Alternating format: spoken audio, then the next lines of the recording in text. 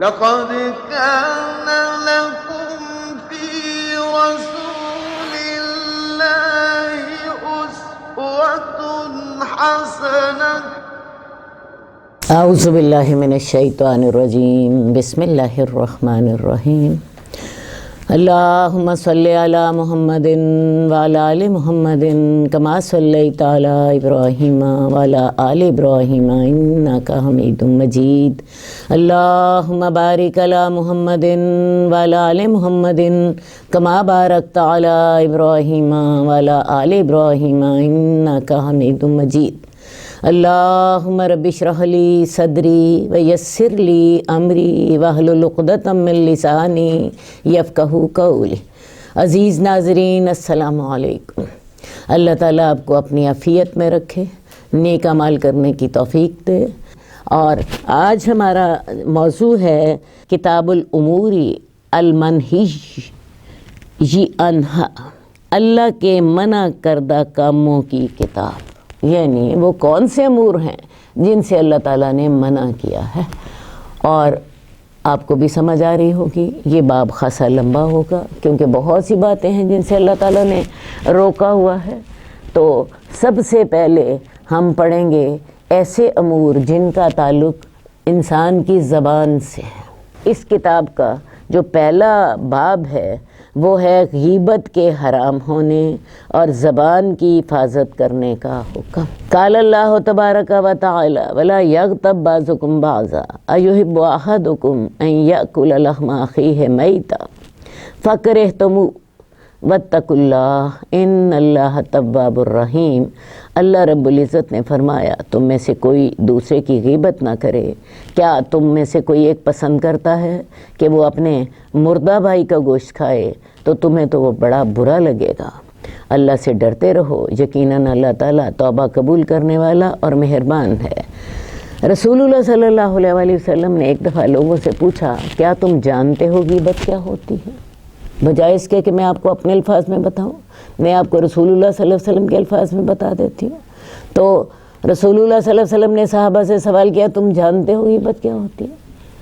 اور پھر آپ نے خود ہی بتایا کہ کسی شخص کا اس کی غیر موجودگی میں اس انداز میں ذکر جو اس کو برا لگے، اور اگر وہ برائی اس کے اندر ہے تو وہ غیبت ہے، اور اگر وہ برائی اس کے اندر نہیں ہے اور آپ اس کا ذکر کر رہے ہیں تو وہ بہتان ہے۔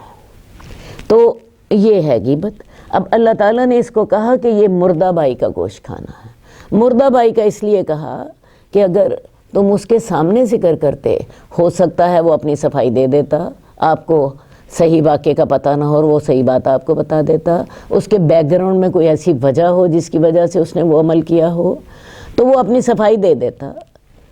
اب اس کی غیر موجودگی میں تم نے کیا تو تم نے ایسے کیا جیسے کہ وہ مردہ تھا اور تم اس کا گوشت نوچ نوچ کے کھا رہے ہو۔ اول تو مردار ویسے ہی حرام ہوتا ہے، اور پھر انسان کا گوشت ویسے حرام ہے، مردار بھی حرام ہے، اور پھر وہ تمہارا بھائی بھی ہے ساتھ ہی۔ تو یہ اس میں ساری باتیں اکٹھی ہو گئیں۔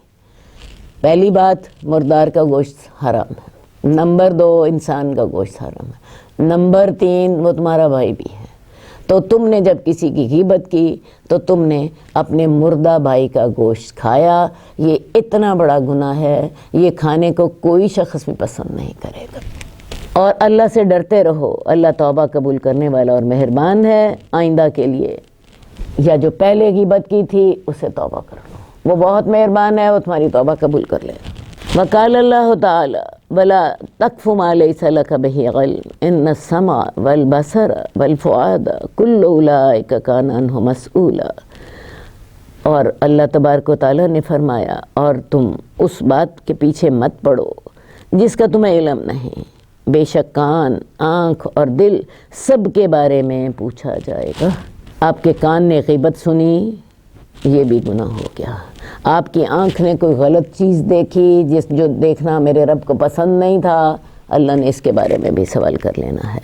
اور آپ کے دل نے کوئی غلط سوچا، اللہ نے اس کے بارے میں بھی پوچھ لینا ہے۔ قیامت والے دن ہم ہر بات پر پوچھے جائیں گے، ہماری نیتوں کا بھی حساب ہوگا۔ یوم تبلی السرائر، اس دن نیتیں بھی پوچھی جائیں گی، دیکھا جائے گا کس شخص نے کون سا کام کس نیت کے ساتھ کیا تھا۔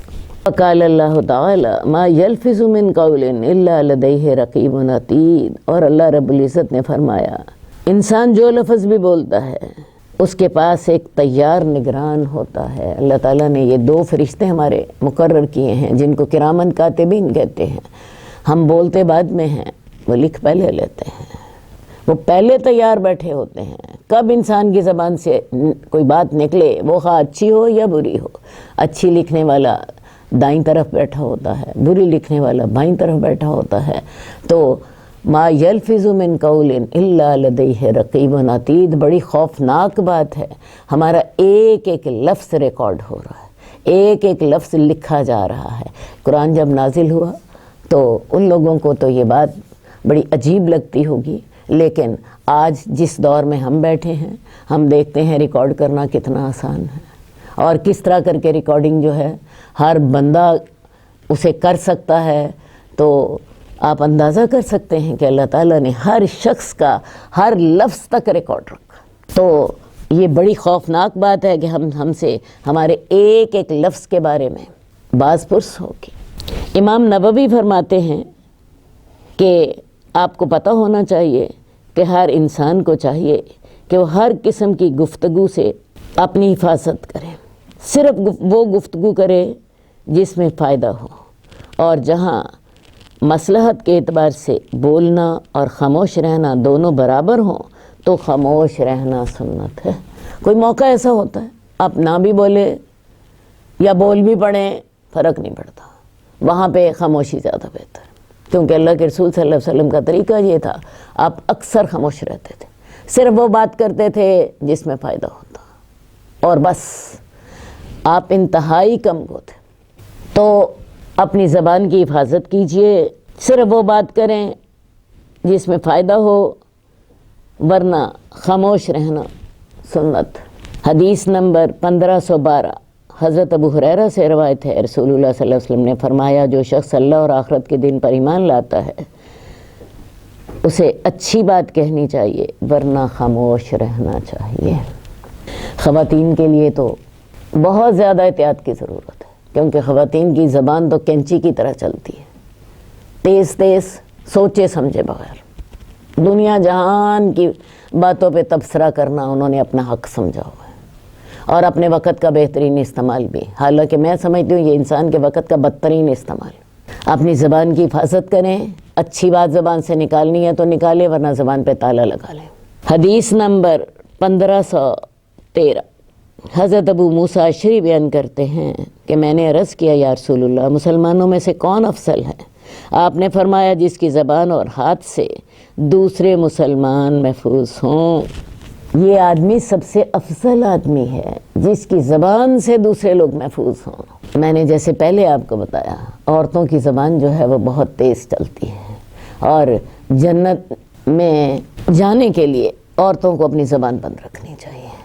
آپ کو علم ہے کہ دوزخ میں جانے کے لیے 2 وجہیں رسول اللہ صلی اللہ علیہ وسلم نے بتائی تھیں۔ آپ نے خواتین سے کہا تھا تصدقنا یا معاشر النساء، اے عورتوں کی جماعت صدقہ بہت کیا کرو۔ خواتین نے پوچھا یا رسول اللہ کس لیے؟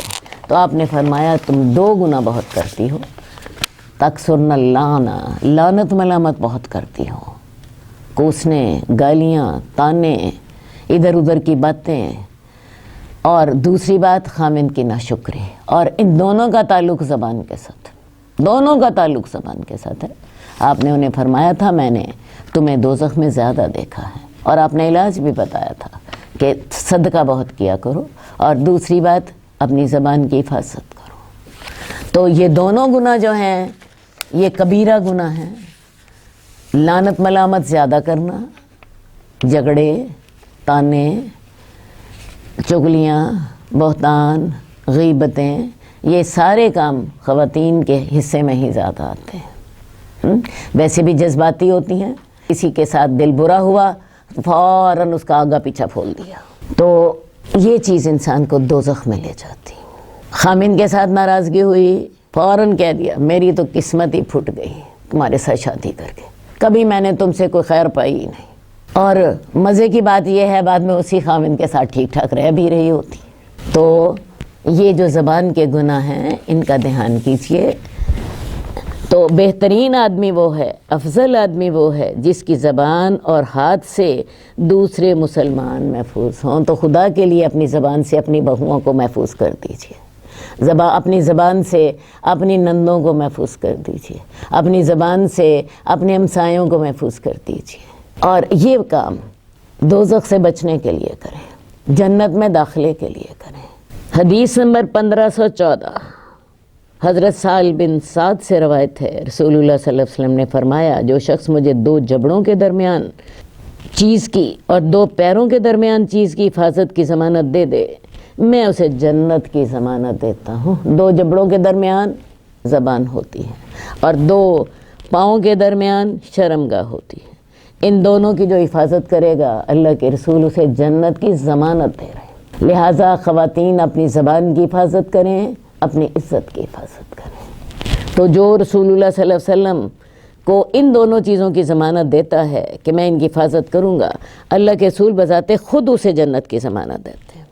یہ اتنا بڑا مسئلہ ہے. حدیث نمبر 1516 حضرت ابو ہریرہ سے روایت ہے، رسول اللہ صلی اللہ علیہ وسلم نے فرمایا بندہ اللہ کی رضامندی کی بات کرتا ہے، اس کی طرف اس کی توجہ بھی نہیں ہوتی، لیکن اللہ تعالیٰ اس کی وجہ سے کئی درجے بلند کر دیتا ہے. اور بندہ اللہ کی ناراضگی والی بات کرتا ہے جس کی طرف اس کی توجہ بھی نہیں ہوتی، لیکن اس کی وجہ سے وہ جہنم میں جا گرتا ہے. یہ ہے زبان کے کلمات اور ان کا گناہ اور ان کی وجہ سے درجات کی بلندی. بعض اوقات انسان کو ایسی اچھی بات زبان سے نکالتا ہے جس سے کسی کا دل خوش ہو جاتا ہے، اس کی اصلاح ہو جاتی ہے، یا وہ ظلم کے ارادے سے باز آ جاتا ہے. دوبارہ آپ کو بتا دوں، جس سے کسی کا دل خوش ہو جاتا ہے. آپ نے کسی کو تسلی دے دی، کسی کی عیادت میں اس کو حوصلہ دے دیا، کوئی بیچارہ ٹوٹا ہوا ہے اس کو آپ نے انکریج کر دیا، آپ نے اس کی ہمت بندھا دی، عیادت کرنے گئے اس کو حوصلہ دے دیا. اللہ تعالیٰ سب خیر کر دے گا، سب صحت دے دے گا. نہ دل چھوٹا کرو، ٹھیک ہے. تو یا وہ شخص کسی کے خلاف ظلم کا ارادہ کر رہا تھا، آپ نے اچھا مشورہ دے دیا، تو یقیناً یہ کلمہ خیر اللہ کے ہاں بڑے اجر و ثواب کا باعث ہے. اسی طرح بعض اوقات انسان اپنی زبان سے ایسا کلمہ ادا کرتا ہے جو اگلے کو تباہ کر کے رکھ دیتا ہے، غلط مشورہ دے دیتا ہے، وہ کسی کی دل آزاری کر دیتا ہے یا ظلم اور معصیت کا باعث بنتا ہے، تو اللہ اس سے ناراض ہوتے ہیں اور اس کو احساس ہی نہیں ہوتا. نہ اس نیکی کا احساس ہوتا ہے، نہ اس برائی کا احساس ہوتا ہے.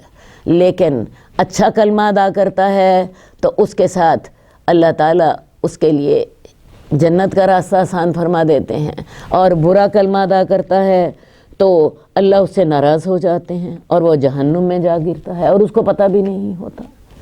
ایک اور ترمذی کی حدیث میں رسول اللہ صلی اللہ علیہ وسلم نے یہاں تک فرمایا کہ انسان بعض اوقات اللہ کی رضامندی کی بات کرتا ہے اور اس کو خیال تک نہیں ہوتا، تو اللہ تعالیٰ اس کی وجہ سے اس کے لیے قیامت کے دن تک اپنی رضامندی لکھ دیتے ہیں فار ایور. وہ ایک کلمہ اتنا باعث خیر ہوتا ہے کہ اللہ تعالیٰ مستقبل میں بھی اس کے لیے خیر کے دروازے کھولے رکھتے ہیں، قیامت تک اس کے لیے راضی ہو جاتے ہیں. اور بعض اوقات ایک کلمہ انسان ایسا غلط ادا کرتا ہے جس سے قیامت کے دن تک اللہ اس کے لیے ناراض ہو جاتے ہیں، اس کے لیے خیر کے دروازے نہیں کھلتے، اس کے لیے شر کے دروازے ہی آسان ہوتے جاتے ہیں. اور ہوتا یہ انسان کی اپنی زبان کی کرتوت. دنیا میں آپ دیکھ لیجیے، انسان اپنی زبان سے ایک کلمہ ادا کرتا ہے لا الہ الا اللہ، اسلام کا راستہ کھل جاتا ہے اور اسی کے ساتھ ہی اس کے لیے جنت کے راستے آسان ہو جاتے ہیں، کیونکہ اسلام کی ابتدا تو کلمے سے ہی ہوتی ہے. اسی طرح انسان زبان سے طلاق کا لفظ نکالتا ہے، اپنا سارا گھر بار توڑ لیتا ہے، ایک ہاں کر لیتا ہے، ایک نئے خاندان کی بنیاد پڑ جاتی ہے. یہ میں آپ کو دنیا کی باتیں بتا رہی ہوں تاکہ آپ کو بات سمجھ آ جائے. ایک ہاں انسان کرتا ہے، پورے خاندان کی بنیاد رکھتا ہے. طلاق کا لفظ منہ سے ادا کرتا ہے، اپنے خاندان کو توڑ لیتا ہے. صحیح ہے. اور یہ سارا کوئی زبانی سے تو ہوتا ہے، اور کہاں سے ہوتا ہے؟ حدیث میں آتا ہے کہ جب انسان زبان سے اللہ کا ذکر کرتا ہے تو اس کا اجر کتنا ہوتا ہے؟ الحمدللہ تملا المیزان، الحمدللہ زبان سے ادا کرتا ہے، اللہ تیرا شکر ہے، یہ نیکی کے ترازو کو بھر دیتی ہے، اس کا ترازو سارے کا سارا بھر جاتا ہے، بھاری ہو جاتا ہے۔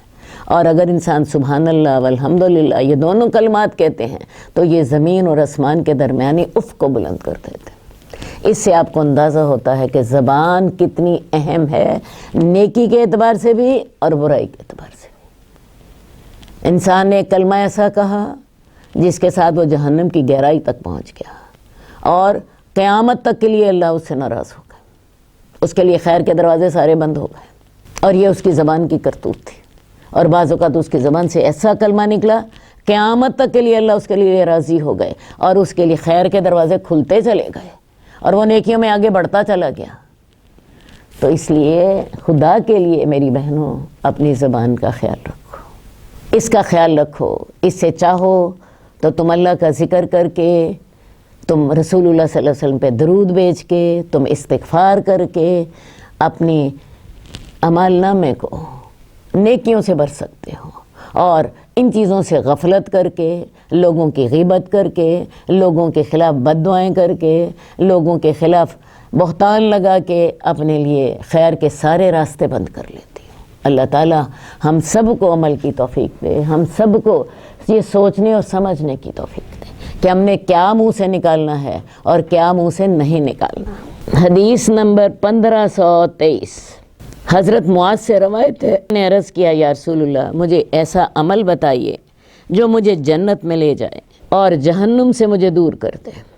آپ نے فرمایا تو نے بہت بڑی بات کا سوال کیا ہے، لیکن یہ اس کے لیے آسان ہے جس پر اللہ تعالیٰ آسان فرما دے، یعنی اللہ تعالیٰ اس کو توفیق دے دے۔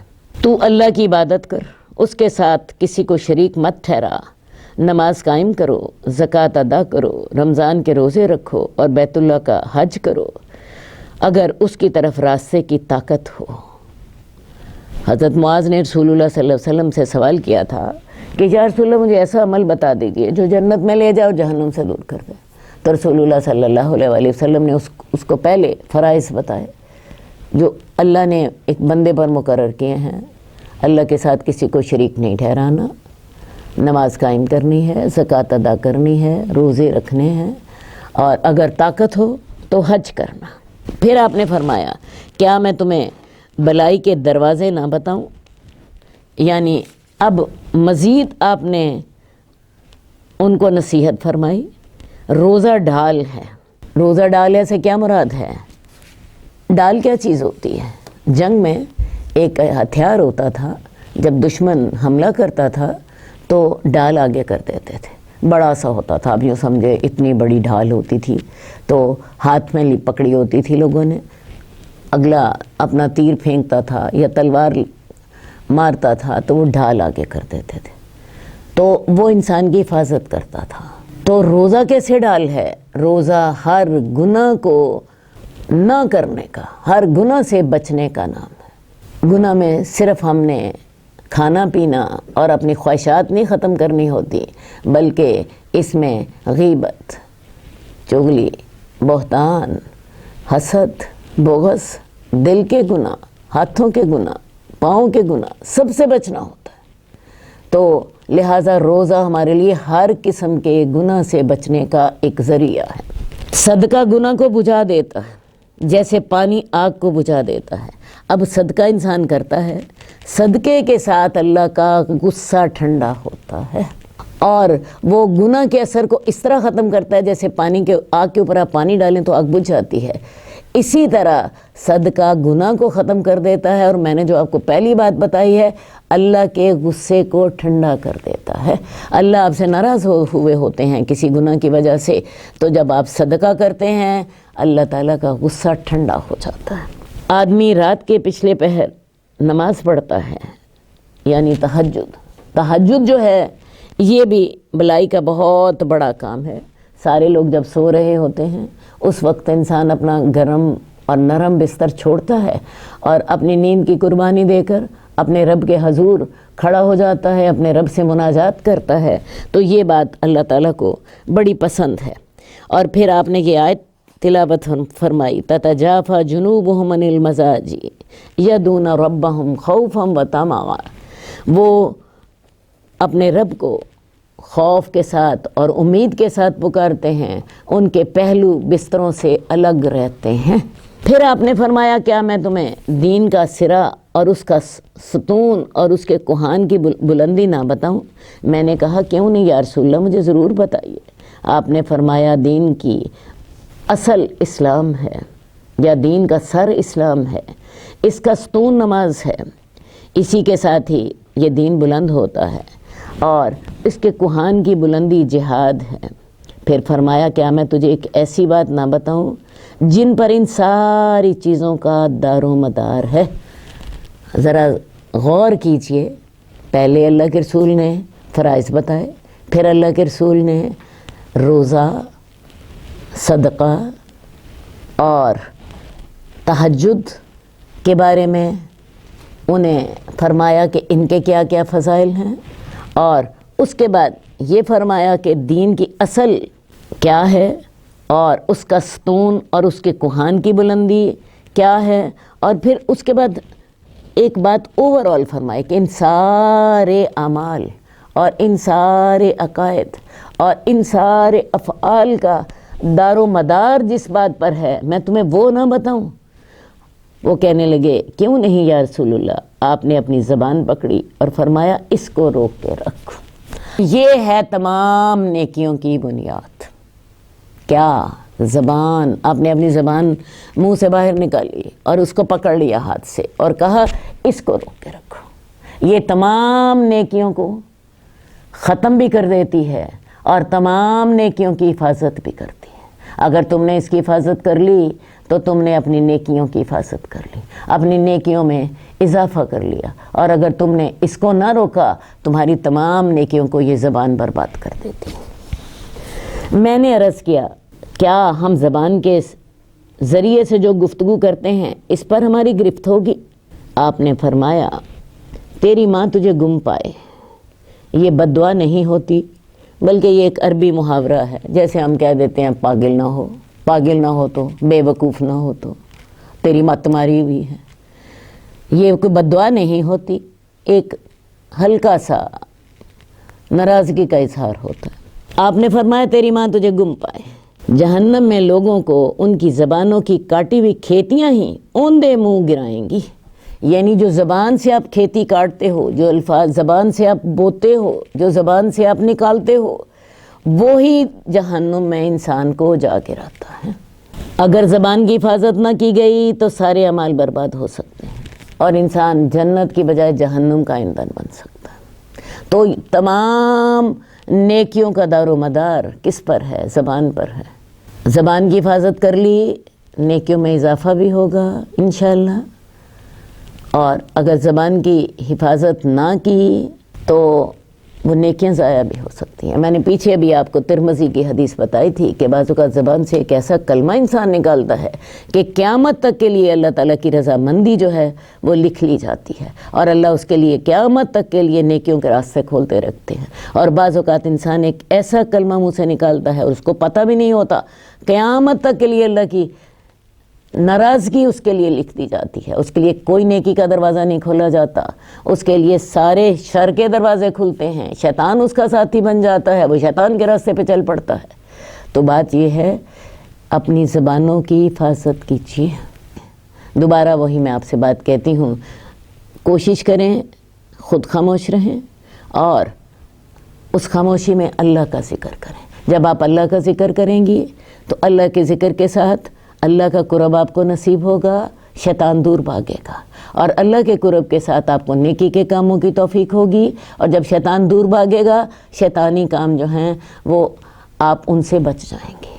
तो लिहाजा तमाम नेकियों का दारोबदार किस पर है? ज़बान पर। एक और हदीस में आता है कि सुबह के वक़्त जिस्म के तमाम आज़ा ज़बान से कहते हैं, हमारे बारे में अल्लाह से डरना, तू सीधी रही तो हम भी सीधे रहेंगे, और तू सीधी ना रही तो हम भी सीधे नहीं रहेंगे। असल बात है, ज़बान से मिसाल इसी मैं आपको देती हूँ। मिसाल, आपने ज़बान से किसी को कह दिया, मैं तुम्हारे साथ फलां नेकी करूँगी, اب وہ سارا جسم اس کے ساتھ ہے اور سارے جسم کو فائدہ ہو رہا ہے۔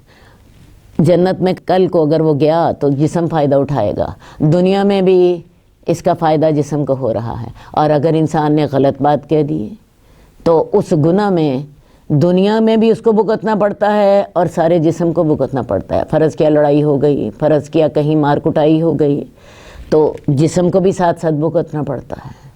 وہ ذلت جب انسان کو بھگتنی ہے، کوئی بیماری آ گئی تو سارا جسم اس میں ملوث ہوتا ہے، سارا جسم اس کا نقصان اٹھاتا ہے، اور قیامت کو سزا ملی تو تب بھی سارا جسم نقصان اٹھائے گا۔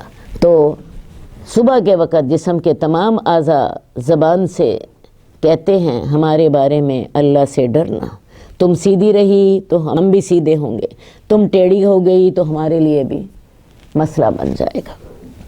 حدیث نمبر 1525 حضرت ابو بکر سے روایت ہے، رسول اللہ صلی اللہ علیہ وسلم نے حجۃ الوداع کے موقع پر عید الاضحیٰ کے دن منی میں اپنے خطبے میں فرمایا، بے شک تمہارے خون، تمہارے مال، تمہاری عزتیں تم پر حرام ہیں، جیسے تمہارے اس دن کی حرمت تمہارے اس مہینے میں، تمہارے اس شہر میں۔ سنو، کیا میں نے اللہ کے احکامات پہنچا دیے؟ یہ حجۃ الوداع کا ذکر ہے۔ رسول اللہ صلی اللہ علیہ وسلم نے اپنی زندگی میں ایک ہی حج کیا 10 ہجری میں، یہ آپ کا حج پہلا بھی تھا اور آخری بھی تھا۔ اس کو حجۃ الوداع اس لیے کہتے ہیں کہ اس میں آپ نے اپنی امت کو وداع کہا تھا۔ آپ نے اس خطبے کے شروع میں ہی فرمایا تھا، شاید میں تم سے دوبارہ اس موقع پر نہ مل سکوں، ٹھیک ہے نا۔ تو اس میں رسول اللہ صلی اللہ علیہ وسلم نے اپنی امت کو پورا دین جو تھا ایک اجتماعی طور پر بتایا، ورنہ پہلے کیا ہوتا تھا، کبھی نماز کا حکم دے رہے ہیں، کبھی زکوٰۃ کا حکم دے رہے ہیں۔ اس میں آپ نے پورا دین اجتماعی انداز میں امت کو پہنچایا۔ تو یہ خطبہ جو آپ نے دیا ہے یہ 10 ذی الحج کو دیا، حج والے دن عرفات کے میدان میں، اور آپ نے فرمایا بے شک تمہارے خون، تمہارے مال اور تمہاری عزتیں تم پر حرام ہیں، یعنی تم کسی کو قتل نہیں کر سکتے، کسی کا خون تم پر حرام ہے، تم کسی کا مال چوری نہیں کر سکتے کیونکہ اس کا مال تم پر حرام ہے، اور تمہاری عزتیں تم پر حرام ہیں۔ اب قتل اور چوری سے تو لوگ ڈرتے ہیں، اس کو تو لوگ کبیرہ گناہ سمجھ لیتے ہیں، لیکن عزتوں کے بارے میں لوگ اتنے زیادہ سنجیدہ نہیں ہوتے۔ ہر دوسرا بندہ کسی کی غیبت کر رہا ہوتا ہے، کوئی چغلی کر رہا ہوتا ہے، کوئی بہتان باندھ رہا ہوتا ہے، کوئی تانے دے رہا ہوتا ہے، کوئی لڑائیاں کر رہا ہوتا ہے، تو عزتوں کے بارے میں لوگ حساس نہیں ہوتے، حالانکہ عزتیں بھی اسی طرح حرام ہیں جیسے مال اور جانیں حرام تھیں۔ تمہارے مال، تمہاری عزتیں تم پر حرام ہیں، جیسے تمہارا یہ دن حرمت والا ہے تمہارے اس مہینے میں، تمہارے اس شہر میں۔ اس دن میں نے آپ کو بتایا 10 تاریخ تھی، اور مہینہ کون سا تھا؟ ذی الحج کا، جو کہ حرمت والا مہینہ ہے، اور شہر کون سا تھا؟ مکے کا۔ تو مکے کے شہر کی حرمت اور اس مہینے کی حرمت اور اس دن کی حرمت، جیسے یہ ساری حرمتیں موجود تھیں، اسی طرح اللہ تعالیٰ نے تمہارا خون، تمہارا مال اور عزت تم پر حرام کی ہے۔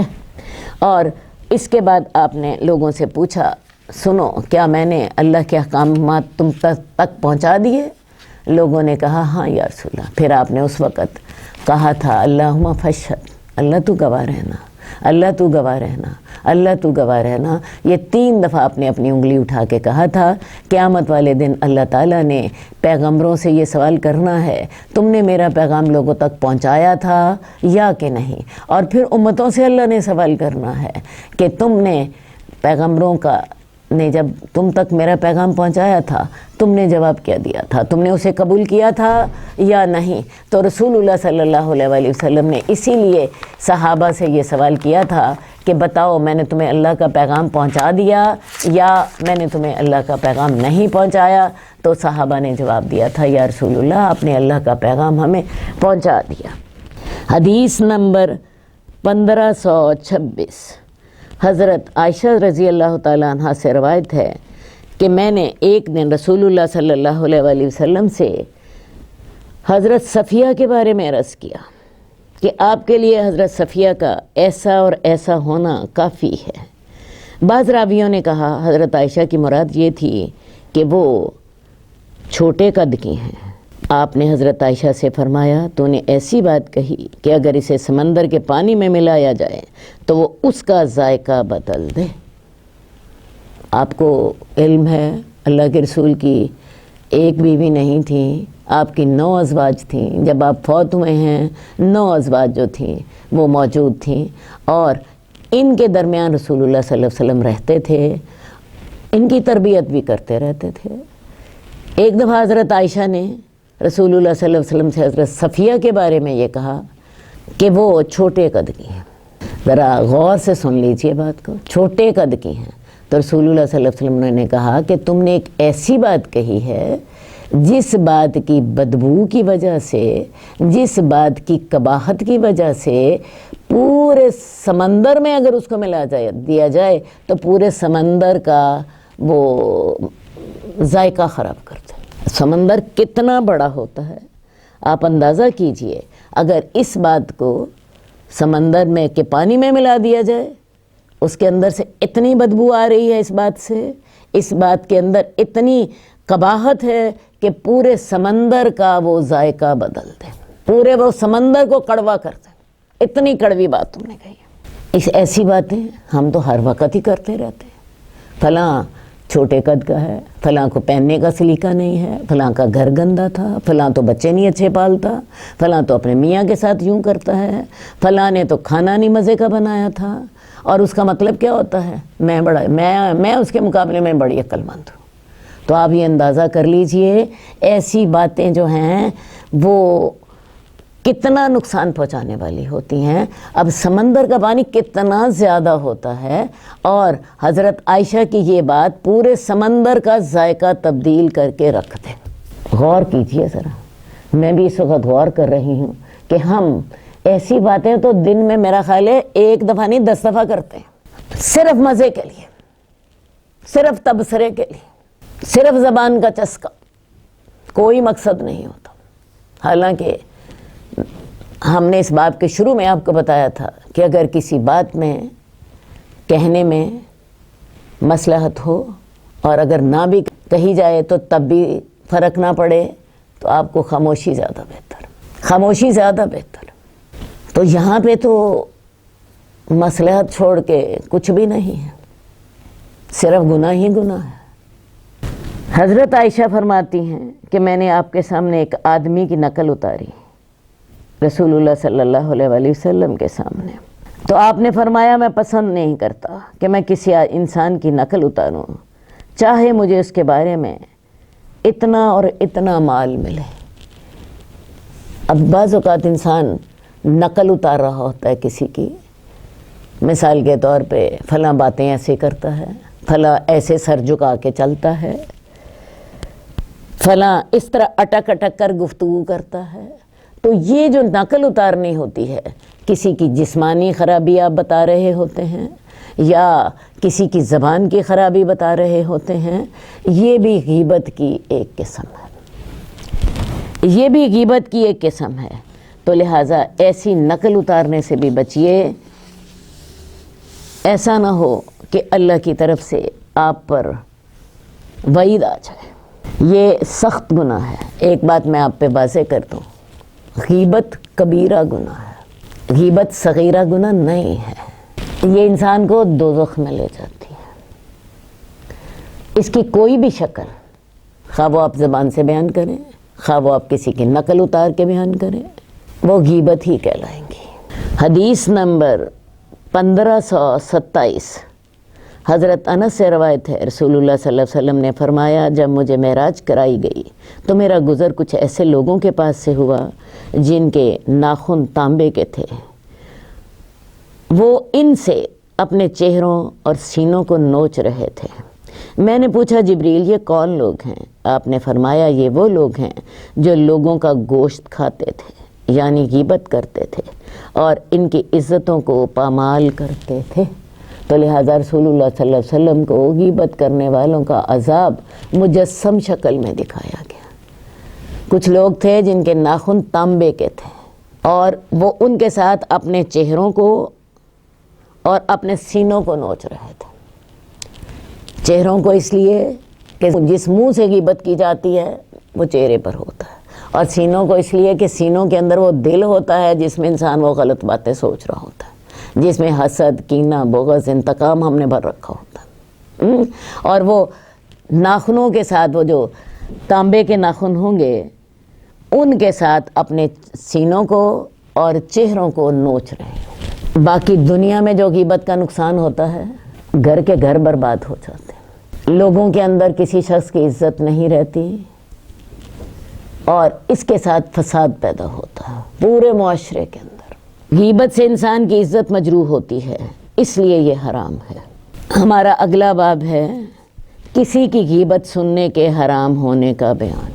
ایک تو یہ ہے کہ آپ نے خود نہیں کرنی، کوئی اور آدمی آپ سے غیبت کر رہا ہو، آپ نے سننی بھی نہیں ہے، یہ سننی بھی حرام ہے۔ اس بات کا حکم کہ غیبت سنیں تو اس کی تردید کرے، بیان کرنے والے کو منع کرے، ایسا کرنے سے عاجز ہو یا اس کی بات نہ مانی جائے تو ممکن ہو تو اس مجلس سے علیحدگی اختیار کر لے۔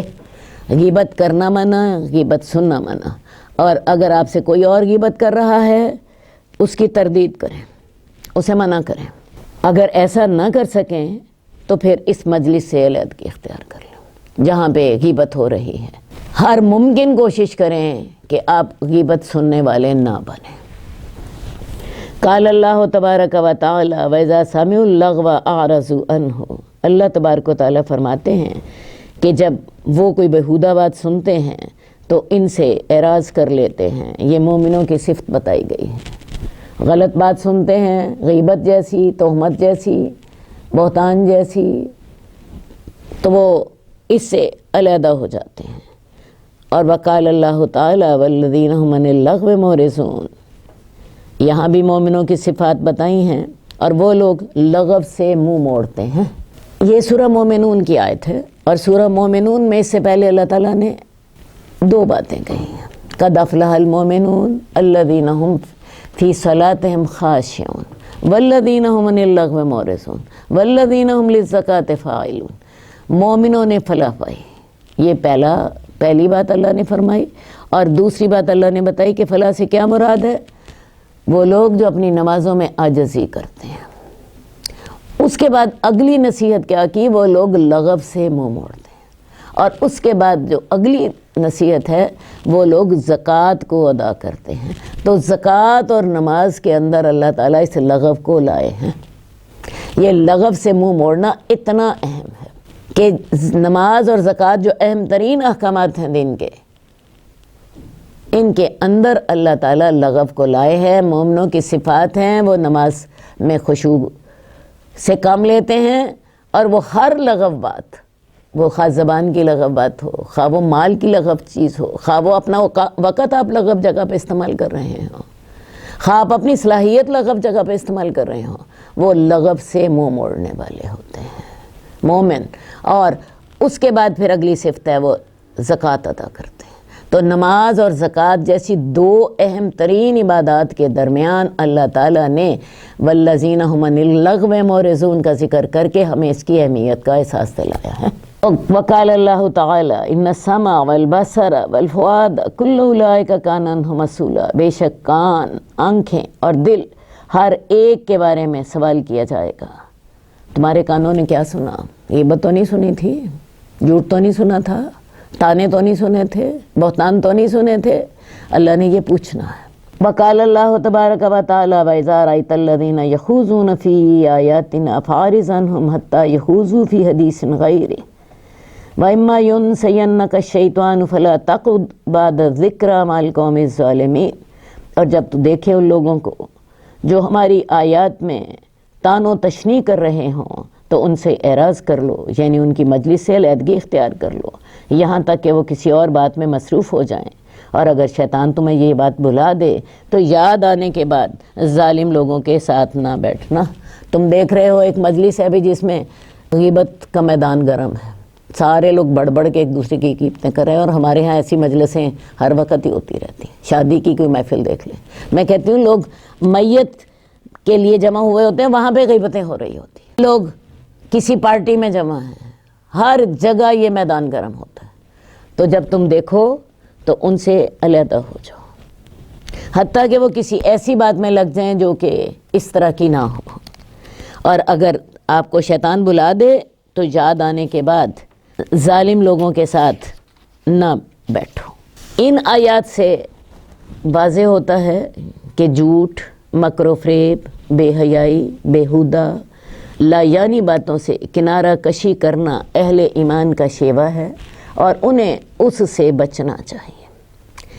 اس سے یہ بھی معلوم ہوا کہ غیبت کا سننا بھی حرام ہے، کیونکہ وہ بھی لغو میں شامل ہے اور کل کو اللہ تعالیٰ نے اس کا حساب لینا ہے. اسی طرح جس محفل میں شریعت کے خلاف کام ہو رہے ہوں، خواہ عملی مظاہرہ ہو رہا ہو، خواہ قولی باتیں ہو رہی ہوں، ان سے انسان کو بچنا چاہیے. یہاں امام نووی اس کو بنیادی طور پر غیبت کے سننے کے سلسلے میں لائے. حدیث نمبر 1529 حضرت ابو درداء سے روایت ہے، رسول اللہ صلی اللہ علیہ وسلم نے فرمایا، جس شخص نے اپنے مسلمان بھائی کی عزت کا دفاع کیا، اللہ تعالیٰ قیامت والے دن اس کے چہرے سے جہنم کی آگ دور کر دے گا. کیا مراد ہے؟ ایک محفل ہے بھائی، اس محفل میں کسی ایک شخص کو موضوع بنا لیا گیا ہے، تمام لوگ جی اس کے اوپر اپنے تبصرے کر رہے ہیں. اس وقت آپ کو چاہیے اس کی عزت کا دفاع کرنا. اصل میں ایک ماحول بن جاتا ہے، اس ماحول میں برائی کرنی آسان لگ رہی ہوتی ہے ساروں کو، ہر بندہ بڑھ چڑھ کے اس کی برائی کر رہا ہوتا ہے. یا فرض کیا جی 2 بندے ہی بات کر رہے ہیں، پوری محفل نہیں بھی ہے، تو بجائے اس کے کہ اس کی برائی کو سنا جائے اور اس کی برائی کو میں اضافہ کر کے اسے بتایا جائے، اس کی عزت کا دفاع کریں. اگر کوئی شخص کسی شخص کی غیر موجودگی میں اس کی عزت کا دفاع کرتا ہے، اللہ تعالیٰ قیامت والے دن اس کے چہرے سے جہنم کی آگ کو دور کر دے گا. مثال کے طور پہ کسی محفل میں بات ہو رہی ہے، فلاں آدمی جی بڑا کنجوس ہے، فلاں آدمی نے تو فلاں کام بڑا غلط کیا ہے. آپ کو اگر اس کے حالات کا اندازہ ہے تو آپ بتائیے، ارے بھی نہیں، آپ یہ بات جو واقعہ آپ بتا رہی ہیں وہ واقعہ مجھے اس کا علم ہے. اگر آپ کو علم ہے تو مجھے اس کا علم ہے، اس کی وہ بات اس طرح نہیں ہوئی تھی، وہ اس طرح ہوئی تھی، ٹھیک ہے. اور آپ نے اس کی عزت کی حفاظت کی، بجائے اس کے کہ اس کی برائی ہو رہی تھی آپ نے اس کی عزت کی دفاع کیا. اللہ تعالیٰ اس کے بدلے میں قیامت والے دن آپ کے چہرے سے آگ کو دور کر دے گا. کیا خیال ہے؟ سودا فائدہ بخش ہے کہ نہیں؟ نفع بخش ہے کہ نہیں ہیں؟ بجائے اس کے کہ آپ اس کے ساتھ مل کر اس کی غیبت میں اضافہ کرتے، اس کی برائی میں اضافہ کرتے، اس کی عزت کا دفاع کریں. اگر آپ کو واقعی اس واقعے کا یا اس شخص کی نیچر کا پتہ ہے، اور یہ بہت بڑی نیکی ہوگی، آپ کو جہنم کی آگ سے بچا لے گی. حدیث نمبر 1531 حضرت کعب بن مالک اپنی لمبی حدیث میں، جس میں ان کی توبہ کا ذکر ہے، اور میں بیان کرتے ہیں کہ رسول اللہ صلی اللہ علیہ وسلم جب کہ آپ تبوک میں لوگوں کے درمیان تشریف فرما تھے، آپ نے فرمایا، کعب بن مالک نے کیا کیا؟ تو بنو سلمہ کے ایک آدمی نے کہا، یا رسول اللہ، اس کو اس کی دونوں چادروں اور اس کے دونوں کناروں پر نظر کرنے نے روک لیا. حضرت کعب بن مالک غزوہ تبوک میں نہیں گئے تھے، اور اس کا ذکر انہوں نے اپنی ایک لمبی حدیث میں کیا ہے.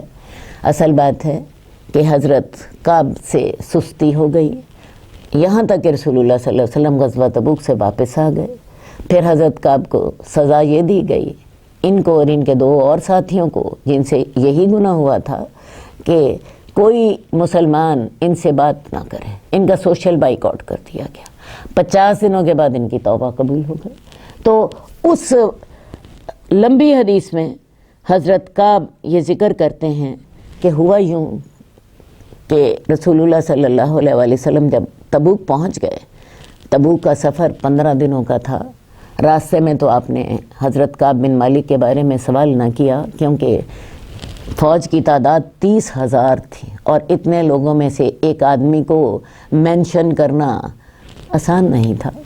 بہرحال ایک دن آپ تبوک میں موجود تھے، تو آپ نے پوچھا کہ کعب بن مالک کا کیا بنا، وہ یہاں نظر نہیں آئے.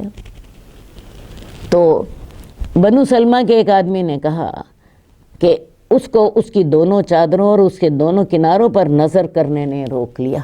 ان دنوں کعب بن مالک بڑے خوشحال تھے، ان کے پاس اونٹنیاں بھی تھیں اور یہ فارغ البال تھے۔ تو بنو سلمہ کے ایک آدمی نے جواب دیا کہ اس کے پاس بہترین کپڑے ہیں اور اس کی 2 چادریں اس نے پہنی ہوئی ہیں۔ 2 چادروں سے مراد ایک اوپر والے جسم کے حصے کو ڈھانپنے کے لیے، ایک نیچے والے حصے کو ڈھانپنے کے لیے۔ عرب لوگ عام طور پہ غریب ہوتے تھے، ان کے پاس ایک ہی چادر ہوتی تھی جس سے وہ اپنا نچلا حصہ ڈھانپتے تھے، اور اسی کے ایک کنارے کے ساتھ وہ بعض اوقات اوپر والا حصہ بھی ڈھانپ لیتے یا بعض اوقات اوپر والا حصہ ننگا ہی رہتا۔ تو ان کے پاس 2 چادریں تھیں، تو وہ اپنے 2 چادروں کو دیکھتے رہتے ہیں اور اس کے کناروں کو دیکھنے میں مگن رہتے ہیں۔ یعنی خود پسندی نے ان کو وہاں پہ روک لیا ہے، خوشحالی نے انہیں روک لیا ہے۔ وہ اپنی خوشحالی کی وجہ سے اور اپنے جو کپڑے پہن کے انسان خوبصورت اپنے آپ کو سمجھتا ہے، وہ اپنی خود پسندی کی وجہ سے انہی کاموں میں مشغول ہیں اور وہ جہاد میں نہیں آ سکے۔ یہ بنی سلمہ کے ایک آدمی نے رسول اللہ صلی اللہ علیہ وسلم سے کہا، تو حضرت معاذ بن جبل نے فرمایا تو نے بری بات کہی، اللہ کی قسم اے اللہ کے رسول، ہم تو ان کے اندر خیر کے علاوہ کچھ نہیں جانتے۔ یہ معاذ بن جبل نے ان کی صفائی دی، یا رسول اللہ جو حضرت کعب بن مالک ہیں وہ ایسے نہیں ہیں، ویسے بھی کعب بن مالک تمام غزوات میں شریک ہوئے، اس موقع پہ ان سے غلطی ہو گئی، سستی ہو گئی انسان ہونے کے ناطے، تو یا رسول اللہ ان کے اندر ایسی کوئی چیز نہیں ہے، ہم نے انہیں اچھا ہی پایا ہے، ہم ان کے اندر خیر کے علاوہ کچھ نہیں جانتے۔ تو رسول اللہ صلی اللہ علیہ وآلہ وسلم نے یہ بات سنی اور آپ خاموش رہے، اور رسول اللہ صلی اللہ علیہ وسلم جب خاموش رہے تو یہ حدیث تقریری ہوتی ہے، یعنی آپ نے اس بات کو پسند فرمایا، ورنہ آپ منع فرما دیتے تھے اگر بات غلط ہوتی۔ تو حدیث تقریری جو ہے، آپ خاموش رہیں کسی بات پر، تو یہ بھی ایسی ہی ہے جیسے آپ نے کسی بات کا حکم دے دیا۔ تو لہٰذا معاذ بن جبل نے جیسے ان کی صفائی دی ہے، اسی طرح کسی شخص کے بارے میں بات ہو رہی ہو اور ہمیں علم ہو تو ہمیں اس کی صفائی دینی چاہیے۔ آپ اس شخص کی غیر موجودگی میں اس کی عزت کا دفاع کر رہے ہیں، اللہ قیامت والے دن آپ کے چہرے سے آگ کو دور کر دے گا۔ غیبت کی بعض صورتوں کے جائز ہونے کا بیان۔ غیبت جو ہے 6 موقع ایسے ہیں جہاں پہ غیبت جائز ہوتی ہے، اور یہ 6 موقع میں آپ کو مختصراً بتا دیتی ہوں۔ سب سے پہلے آپ ظلم کے لیے عدالت جا سکتے ہیں، کسی پر ظلم ہوا ہے، وہ اکیلا اس کا بدلہ نہیں لے سکتا، وہ عدالت میں جاتا ہے، اپنا دعویٰ پیش کرتا ہے، ظاہر ہے وہ اس شخص کی غیر موجودگی میں ہی کسی کی برائی کر رہا ہے کہ فلاں نے میرا مال لے لیا، فلاں نے میرے اوپر یہ زیادتی کی، فلاں نے میرے گھر میں داخل ہو کے ڈاکہ ڈال دیا، جو بھی صورت ہوئی، تو یہ صورت غیبت کی شریعت نے جائز رکھی ہے۔ نمبر 2، بعض اوقات آپ کسی کو برائی سے روکنے کے لیے بھی غیبت کر سکتے ہیں۔ مثال کے طور پہ آپ کے محلے میں ایک آدمی نے گھر کرائے پہ لیا ہے، اس گھر میں اس نے ایک چکلا کھول لیا ہے، آپ اسے بات کرتے ہیں تو وہ کھانے کو دوڑتا ہے، بڑا طاقتور ہے، اس نے بڑے گنڈے رکھے ہوئے ہیں اور بڑا وہ اثر و رسوخ والا ہے۔ آپ سمجھتے ہیں کہ میں اکیلا اسے بات کروں گا تو فائدہ کوئی نہیں ہے، آپ محلے کے 4 آدمیوں کو ساتھ ملاتے ہیں اور کہتے ہیں کہ 4 آدمی مل کے اسے بات کرتے ہیں، ظاہر ہے آپ اس آدمی کی غیبت تو کر رہے ہیں، لیکن اس کا مقصد کیا ہے؟ اس آدمی کو اپنے محلے سے نکالنا، محلے میں بہو بیٹیاں ہیں ان کی عزت سلامت رکھنا، تو اس کام کے لیے بھی غیبت جائز ہے۔ تیسری بات، کسی سے مشورہ لینے کے لیے ایک عورت جی میرے پاس آتی ہے، کہتی ہے جی آپا جی میری ساس جو ہے نا وہ بوڑھی ہیں اور وہ چھوٹی چھوٹی بات پہ میرے سے ناراض ہو جاتی ہیں، تو میں اپنے ساس کے ساتھ اچھی طرح رہنا چاہتی ہوں، لیکن ہوتا کیا ہے کہ وہ بیمار بھی ہیں، تو مجھے سمجھ نہیں آ رہی کہ میں ان کے ساتھ کیسے چلوں۔ اب ساس کی یہاں پہ برائی بھی ہے کہ بھئی میری ساس جو ہیں وہ بڑی جلدی غصے میں آ جاتی ہیں اور ان کی فلاں عادت ایسی ہے جس کے ساتھ مجھے تکلیف ہوتی ہے، تو لیکن میں ان کے ساتھ اچھی طرح چلنا چاہتی ہوں، ٹھیک ہے، تو آپ مجھے مشورہ دے دیجئے۔ تو لہٰذا ایسا مشورہ لینے کے لیے آپ نے ساس کی غیبت کی نا، لیکن یہاں پہ نیت کا فرق ہے، اس کام کے لیے آپ غیبت کر سکتے ہیں، ٹھیک ہے۔ اصل میں غیبت گناہ کب ہوتی ہے؟ میں آپ کو یہ بھی ساتھ بتا دوں، غیبت گناہ تب ہوتی ہے جب آپ کسی کو ذلیل کرنے کے لیے بات کریں۔ یہی بات آپ یہ کریں، میری ساس میں تو دنیا جہان کی برائیاں ہیں، اس نے تو میری جان ہی کھا لی ہے، وہ تو مجھے ٹکنے ہی نہیں دیتی، وہ تو سارا دن بیٹے کو بھڑکاتی رہتی ہے۔ یہ انداز غیبت، اور یہ انداز، بات یہ ہے بوڑھی ہیں بیچاری، وہ کیا کریں، کئی بیماریاں ان کو ہیں، انہیں جلدی غصہ بھی آ جاتا ہے، وہ جو ہے میری فلاں بات سے تنگ بھی ہوتی ہیں، میں ان سے ساتھ اچھا رہنا چاہتی ہوں، مجھے مشورہ دے دیجیے۔ آپ دیکھیں دونوں کا انداز بھی فرق ہے اور دونوں کی نیت بھی فرق ہے۔ تو جہاں پہ نیت یہ ہو کہ آپ اگلے کو ذلیل کریں، اپنا غصہ نکالیں، اگلے کو ڈیگریڈ کریں، یہ ہوتی ہے غیبت۔ اور جہاں پہ آپ ایک مسئلے کو حل کرنا چاہتے ہیں اور مسئلے کو اس انداز سے بیان کرتے ہیں کہ اگلے کہ مجھے نہیں سمجھ آ رہی کہ میں اس مسئلے کو کیسے ڈیل کروں، آپ مجھے گائیڈ کریں۔ میرے اندر بھی مصیبت یہ ہے کہ میرے بچے چھوٹے ہیں، میں انہیں اتنا ٹائم نہیں دے پاتی، وہ میرے سے زیادہ ٹائم ڈیمانڈ کرتی ہیں۔ کوئی بھی مسئلہ آپ سامنے پیش کر سکتے ہیں، تو کسی سے مشورہ لینا، کسی سے فتویٰ لینا اس کام کے لیے، کسی عالم سے فتویٰ لینا یا کسی سائیکالوجسٹ کے سامنے بات کرنا، اس وقت بھی غیبت جائز ہوگی۔ نمبر 4، آپ نے کسی جگہ رشتہ کرنا ہے، آپ کسی سے پوچھتے ہیں کہ بھئی میں فلاں جگہ پہ رشتہ کرنا چاہتی ہوں، وہ لوگ کیسے ہیں، وہ خاندان کیسا ہے۔ اس کام کے لیے آپ مشورہ کسی سے کر سکتے ہیں، پوچھ سکتے ہیں، اور اگلے کو بھی چاہیے کہ آپ کو وہ صحیح مشورہ دے، ایمانداری کے ساتھ مشورہ دے۔ وہ کہہ دے کہ جی ان لوگوں کے اندر فلاں اچھی عادت ہے، فلاں جو عادت ہے وہ میں آپ کو بتا دیتی ہوں، تو وہ صحیح بات بتا دے۔ اگلے بندے کو وارہ کھائے گا وہ رشتہ کرے گا، نہیں وارہ کھائے گا نہ رشتہ کرے گا۔ اسی طرح بعض اوقات لوگ کسی سے کاروبار کرنا چاہتے ہوتے ہیں، ارے بھئی اگلا کا معاملہ کیسا ہے، وہ بعض اوقات بعض لوگ معاملے کے اچھے ہوتے ہیں اور بعض اوقات ایسے لوگ ہوتے ہیں جو معاملے کے اچھے نہیں ہوتے۔ کوئی شخص کی مکان خریدنا چاہتا ہے، وہ ہمسایوں کے بارے میں پوچھتا ہے بھئی یہ ہمسائے دیندار ہیں یا نہیں ہیں، میں چاہتا ہوں کہ جہاں پہ میں مکان لوں وہ لوگ نمازی ہوں۔ اگلے کو بتا دینا چاہیے بھئی وہ نمازی نہیں ہیں یا وہ نمازی ہیں، جو کسی نے پوچھا ہے۔ تو ان مواقع پہ غیبت کرنی جائز ہوتی ہے، رشتہ کرنے کے لیے، مکان خریدنے کے لیے، کاروبار کرنے کے لیے، کیونکھ یہ سالڈ مسائل ہیں، حقیقی مسائل ہیں۔ اگلے کو وارہ کھائے گا کرے گا، نہیں کرے نہ وارہ کھائے گا نہ کرے گا۔ اس کے علاوہ جو شخص کھلا برائی کر رہا، ایک شخص ہے جس کی برائی چھپی ہوئی ہے، لیکن ایک شخص کھلا برائی کر رہا ہے، اس شخص کو بھی اس کی بھی غیبت کی جا سکتی ہے اور اس کے لیے لوگوں کو بتایا جا سکتا ہے تاکہ رائے عامہ ہموار ہو۔ مثلا ہمارے حکمران اب جی چور اور لٹیرے، ان کے خلاف رائے عامہ ہموار کرنا اور ہموار کر کے لوگوں کو بتانا کہ ووٹ ایسے شخص کو دو جو دیانتدار ہو، ایسے موقع پر بھی غیبت جائز ہوگی۔ اس کے علاوہ ایک اور موقع پر بھی آپ غیبت کر سکتے ہیں، ویسے اس کو اصلاً غیبت نہیں کہنا چاہیے، لیکن چونکہ میں ایسے مواقع کا بیان کر رہی ہوں تو میں آپ کو بتا رہی ہوں۔ کسی شخص کو بعض اوقات ہم پہچان کے لیے کوئی ایسا لقب اس کو دے دیتے ہیں جس میں برائی کا پہلو نکلتا ہے۔ مثال کے طور پہ ہماری کلاس میں جی 2 عظمیٰ موجود ہیں، 2 لڑکیوں کا نام عظمیٰ ہے، ہم کہتے ہیں ان میں سے ایک عظمیٰ وہ ہے جس کا رنگ سفید ہے اور ایک عظمیٰ وہ ہے جس کا رنگ سانولا ہے۔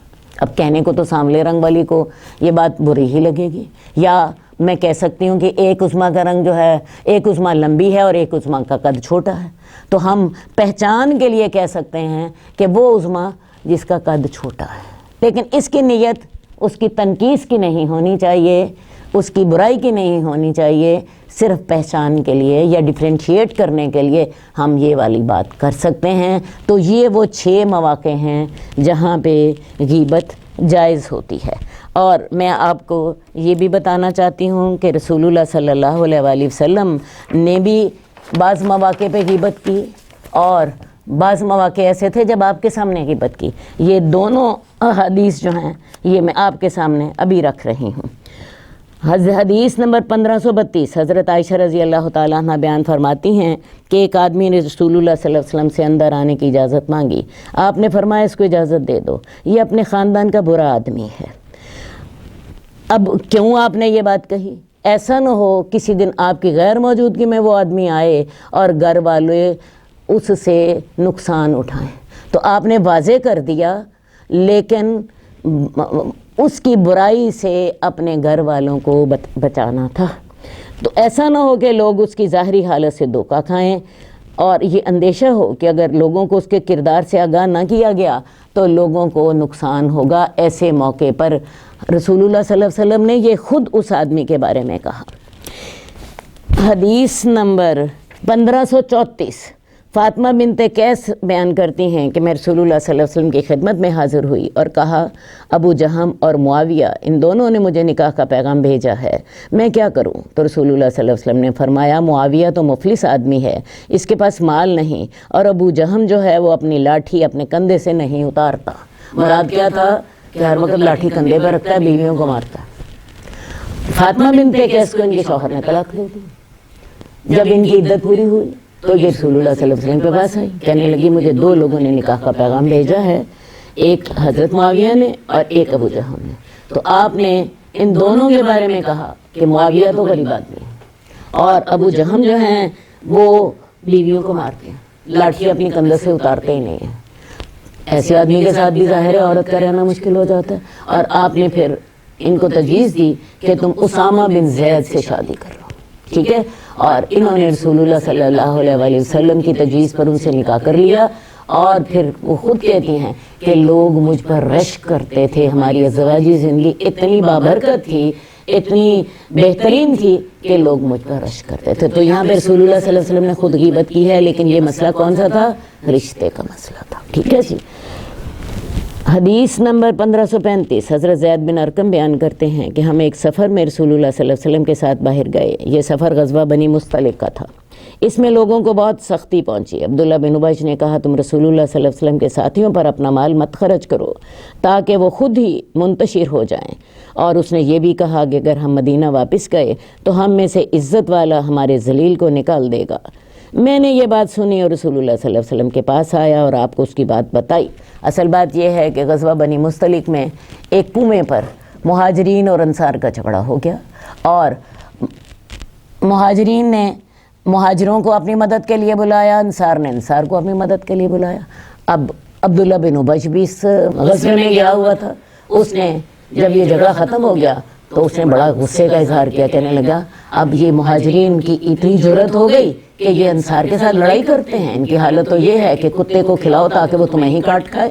کہنے لگا آئندہ ایسا نہیں ہوگا، اب ہم ان کی مدد نہیں کریں گے، اب جب مدینے جائیں گے ہمارا عزت والا ہمارے ذلیل کو نکال دے گا۔ عزت والا کون تھا؟ وہ خود جو اپنے آپ کو مدینے کا مالک سمجھتا تھا، اور ذلت والا کون تھا؟ مہاجرین، اور مہاجرین کے سردار رسول اللہ صلی اللہ علیہ وسلم۔ اس نے ان کے بارے میں بدزبانی کی اور انتہائی بدتمیزی کی۔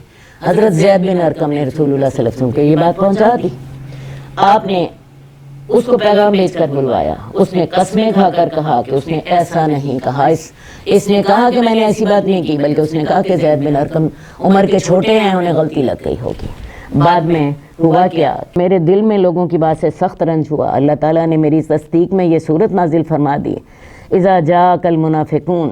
رسول اللہ صلی اللہ علیہ وسلم نے منافقوں کو بلایا تاکہ آپ ان کے لیے استغفار کریں، لیکن انہوں نے اپنے سروں کو پھیر لیا۔ اب اللہ تعالیٰ نے کیا کیا کہ سورہ منافقون نازل کر دی، اس میں یہ سارا واقعہ بڑی تفصیل سے ذکر کیا۔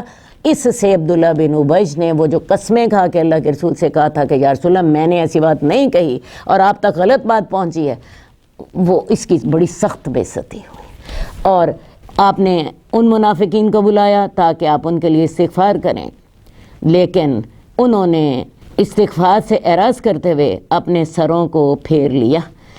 اس حدیث سے پتہ چلتا ہے کہ منافقین کی سازشوں اور چالوں کو بے نقاب کرنا غیبت میں شامل نہیں ہے، ان سے بلکہ لوگوں کو آگاہ کرنا اسلام اور مسلمانوں کے مفاد کے لیے ضروری ہے۔ حدیث نمبر 1536، حضرت عائشہ سے روایت ہے کہ ابو سفیان کی بیوی حضرت ہند نے رسول اللہ صلی اللہ علیہ وسلم سے عرض کیا، ابو سفیان بخیل آدمی ہیں، وہ مجھے اتنا خرچہ نہیں دیتے کہ مجھے اور میرے بچوں کو کافی ہو جائے، مگر میں خود ان کے علم کے بغیر اگر ان کے مال میں سے کچھ لے لوں، آپ نے فرمایا تم دستور کے مطابق اتنا مال لے لو، جو تمہیں اور تمہارے بچوں کو کافی ہو جائے۔ حضرت ہند ابو سفیان کے ساتھ ایمان لائی ہیں فتح مکہ کے موقع پر۔ حضرت ابو سفیان بھی اس وقت ایمان لائے اور حضرت ہند بھی اس وقت ایمان لائی، اور انہوں نے اس وقت رسول اللہ صلی اللہ علیہ وسلم سے یہ مسئلہ پوچھا تھا کہ وہ بخیل آدمی ہیں، مجھے میری ضروریات کے لیے جتنا چاہیے ہوتا نہیں دیتے، کیا میں ان کے مال سے ان کی اجازت کے بغیر لے لوں؟ آپ نے اجازت دی، آپ نے کہا اتنا لے سکتی ہو جس کے ساتھ تمہاری اور تمہارے بچوں کی ضرورتیں پوری ہو جائیں۔ تو آپ کے سامنے غیبت کی گئی ہے، تو لہٰذا کیا سمجھ آئی کہ مفتی کے سامنے عورت خاوند کی غلط بات کر کے مسئلہ پوچھ سکتی ہے۔ لیکن یہاں بھی ایک بات آپ کو یاد رہنی چاہیے، مقصد مسئلہ حل کرنا تھا۔ تو یہ حضرت ہند نے ان سے بات کی اور آپ نے ان کو اجازت دے دی کہ تم خاوند کے مال میں سے ان کو بتائے بغیر بھی لے سکتی ہو۔ لہٰذا اسے آپ خواتین کو ایک فائدہ کی بات مل گئی کہ اگر کسی کو اپنے خاوند سے اتنا خرچہ نہیں ملتا تو وہ ان کے مال سے پوچھے بغیر بھی لے سکتی ہے، لیکن اس کی نیت مال برباد کرنے کی نہ ہو، مال اجاڑنے کی نہ ہو، خاوند کی نافرمانی کی نہ ہو، بلکہ اپنی ضرورت پوری کرنے کی ہو۔ وہ مناسب طریقے سے لے سکتی ہے، ایسا نہ ہو خاوند نے منع کیا ہے فلاں جگہ پہ تم نے خرچ نہیں کرنا اور وہ مال وہاں سے لے کے تو وہاں خرچ کر کے تو اس کی نافرمانی کر رہی ہو۔ نہیں، اپنی ضرورت پوری کرنے کے لیے مناسب طریقے سے لے سکتی ہے۔ تو یہ وہ موقع ہیں جب رسول اللہ صلی اللہ علیہ وسلم کے سامنے غیبت کی گئی ہے، تو لہٰذا یہ وہ صورتیں ہیں جہاں پہ غیبت جائز ہوتی ہے۔ میرا خیال ہے کہ آپ کو یہ موضوع اچھی طرح سمجھ آ گیا ہوگا۔ دوبارہ میں آپ سے بات کروں، جہاں پہ آپ نے کسی کو ذلیل کرنا ہے اس نیت سے بات کریں گے وہ غیبت ہوگی، لیکن جہاں پہ مسئلہ حل کرنا ہے، کوئی امر بالمعروف کرنا ہے، کوئی برائی ختم کرنی ہے، کوئی آپ پہ اپنے کیے ہوئے ظلم کا بدلہ لینا ہے، کسی کا رشتہ لینا ہے، کاروبار کرنا ہے، اس طرح کے معاملات پہ اللہ نے ان چیزوں کی اجازت دی ہے۔ اللہم صلی علی محمد وعلی آل محمد کما صلیت علی ابراہیم وعلی آل ابراہیم انک حمید مجید۔ اللہم بارک علی محمد وعلی آل محمد کما بارکت علی ابراہیم وعلی آل ابراہیم انک حمید مجید۔ مولاي صل وسلم دائما ابدا على حبيبك خير الخلق كلهم، مولاي صل وسلم